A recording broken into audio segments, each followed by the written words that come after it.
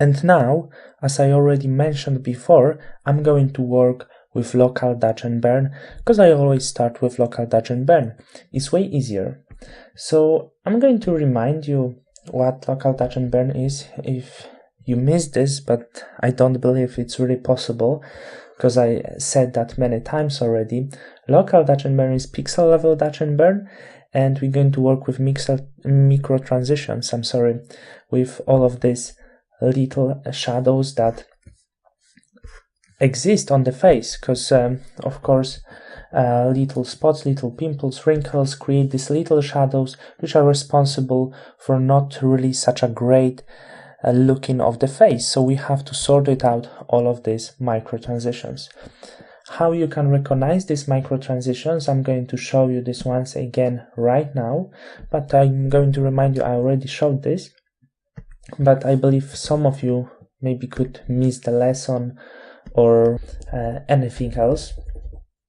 And right now, as the visual aid, this black and white help layer is activated, we can see the shadows very clearly.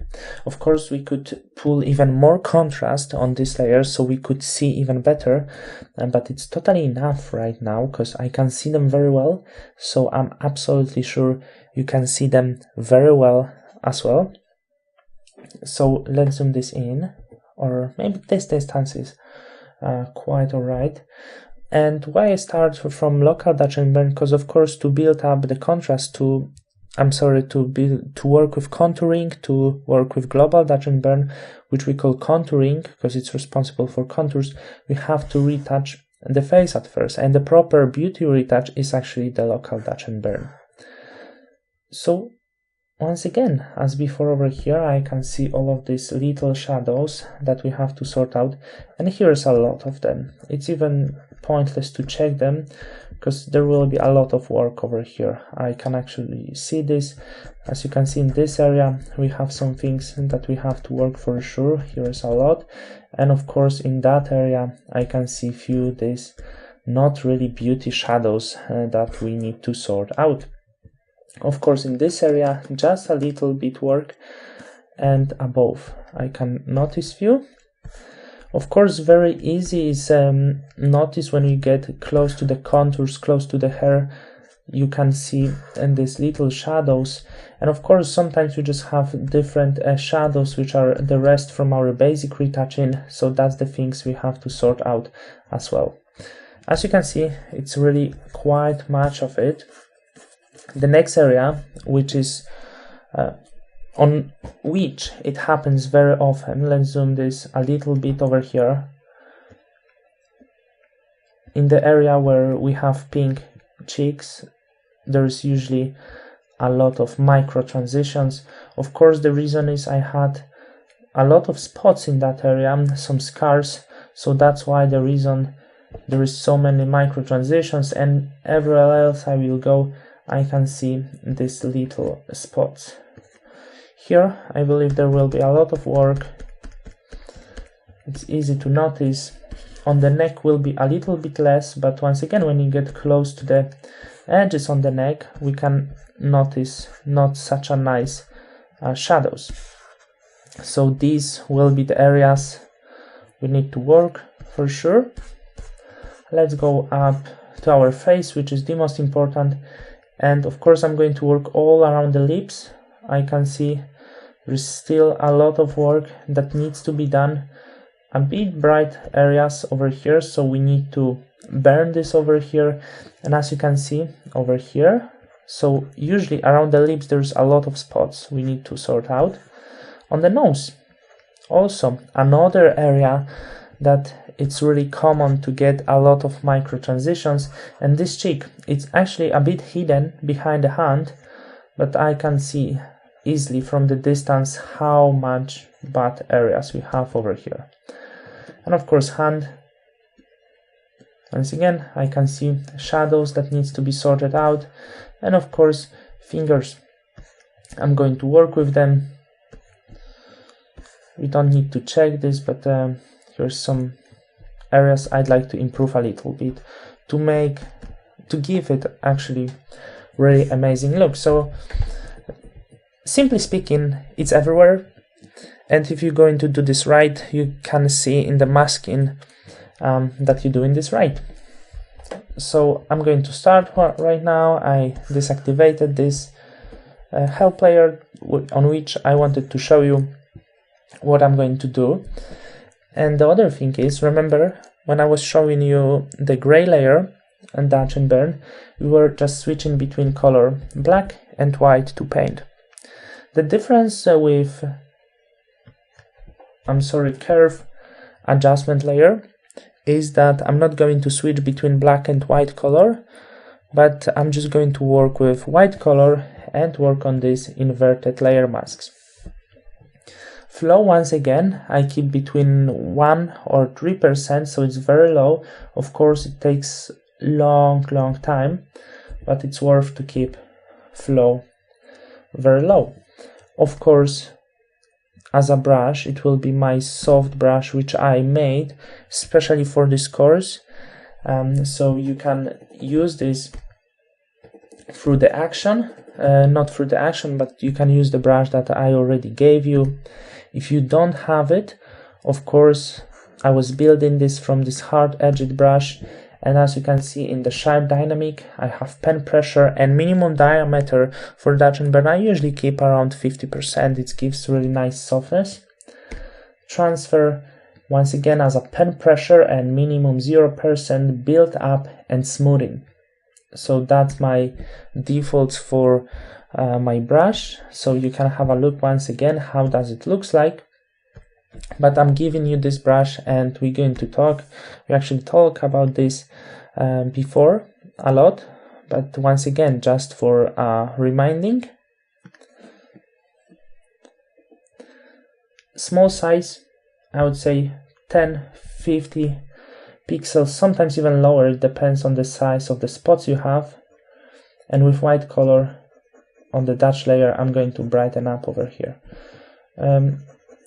I wouldn't press so strong, that's very important. When I do local Dutch and Burn, I never press too strong, just soft moves.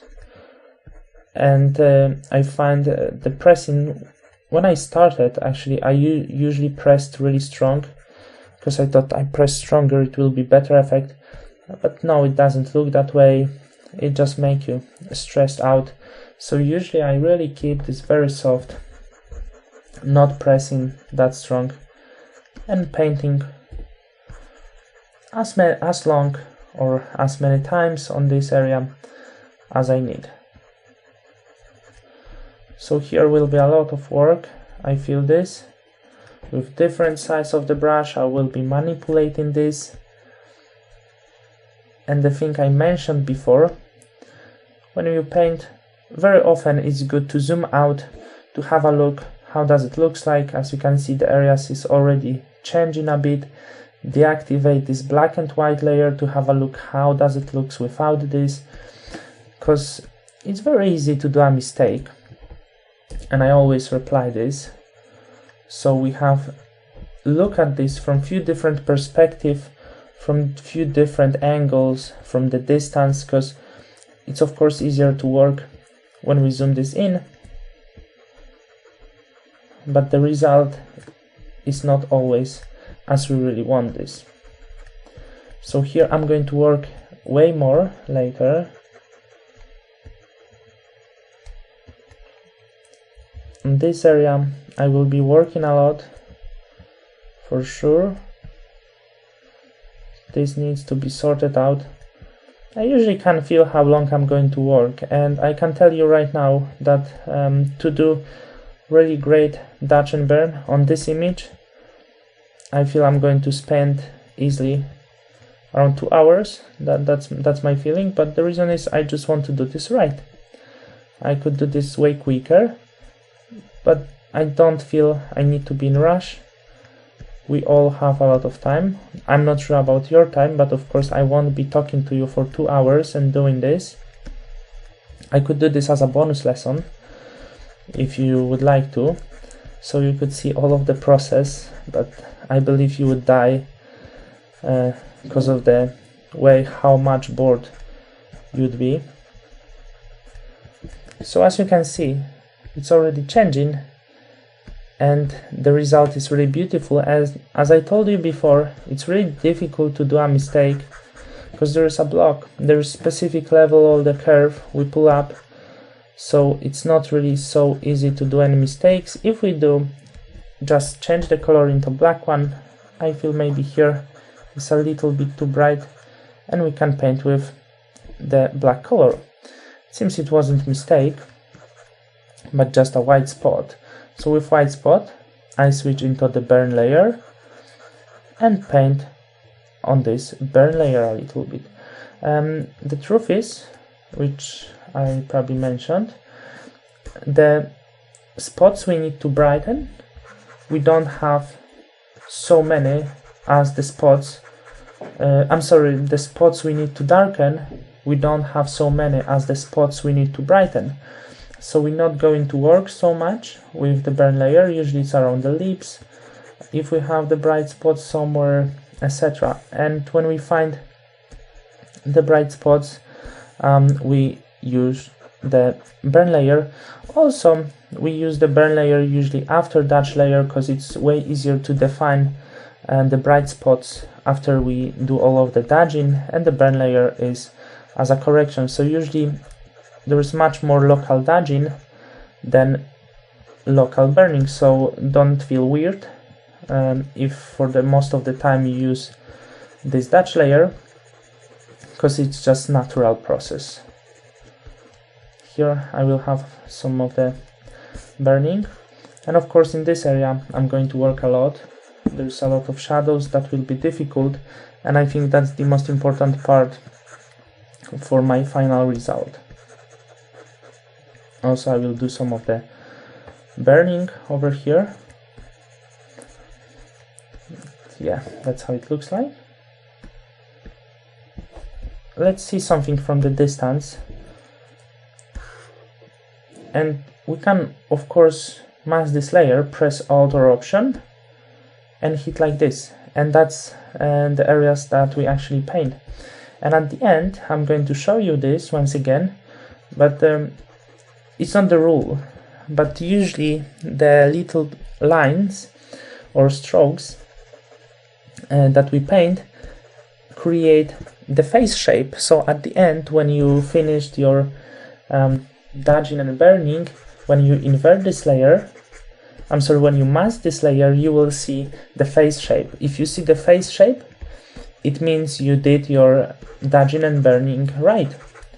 But as I said, it's not the rule. In most of the cases, it's supposed to look like this, but then it's not a strict rule. But just something helpful to help you know how to define that you do the thing in the right way. So here will be a lot of work. I believe you already know how does it work. And I'm going to speed up this video. I'm going to put a time-lapse from this process. I will be doing dodging and burn, and in the next lesson I'm going to give you just few minutes time-lapse when I'm doing this, because as I said, it's pointless to spend few hours right now, you watching me and listening. I'm not such an interesting person, probably. And here, as you can see, burn a little bit. So that's how I will be working.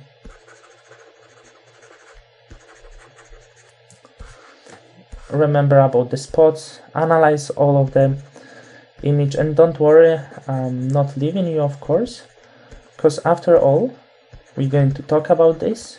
You're going to see all of the masks, how they looks like, and of course I'm going to cut some of the specific points. I'm going to talk about them, so you get in complete knowledge about local dodge and burning, and of course later as a local and global dodge and burn, and all of the aspects of dodging and burning. Here around the eye, as you can see, I will have a lot of work to do, but it's not so complicated. I really love the process. It takes a lot of time. If you feel tired, you can do a break every 1 hour, every half an hour, even sometimes, because I understand I'm getting tired. Even during this retouch, I probably will do one break. Breaks are very important, And why? Because often when we're retouching, our eyes are getting tired, and later it's difficult to define what is right, what's to remove, what's to retouch, and it's even more difficult to distinguish the colors. So that's why breaks are very important. Give some rest for your eyes. Retouching, it's not such an easy work as some people might think. It's very exhausting work for the eyes, so such a things, you should keep this in mind. And feel tired, just take a break. So right now I'm going to speed up this video. You can watch this in the next lesson how I work, and we're going to talk after the next lesson about this retouching I'm doing right now.